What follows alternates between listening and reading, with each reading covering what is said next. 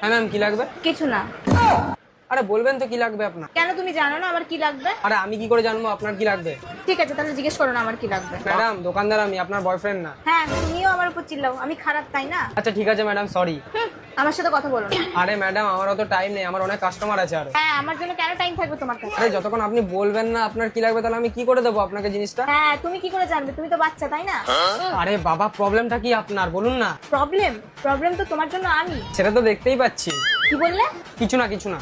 না না প্রবলেমটা আমি, যেদিন মরে যাবো না সেদিন বুঝতে পারবে। আরে পাগল টাগল আছো নাকি? কি সব কথা বলছে এগুলো? হ্যাঁ আমি পাগল তো, ঠিক আছে আমি ল্যাপটপ দেখবো না, যাও। ও ল্যাপটপ দেখবে? আগে বলবে তো কোন কোম্পানি দেখবে, আসুসের দেখবে? ও আচ্ছা, এখন তুমি এটাও বলে দেবে কোন ল্যাপটপটা নেবো আর কোন ল্যাপটপটা নেবো না? আরে তো তুমিই বলে দাও না কোনটা দেবো। বলবো না।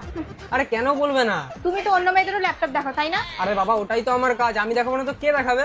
ও আমি তো বাজে দেখতে তাই না? অন্য মেয়েগুলো তো সুন্দর, তার জন্য ওদের দেখাতে বেশি ভালো লাগে। আচ্ছা বাবা, আজ থেকে আর কোনো মেয়েকে দেখাবো না, শুধু তোমাকেই দেখাবো।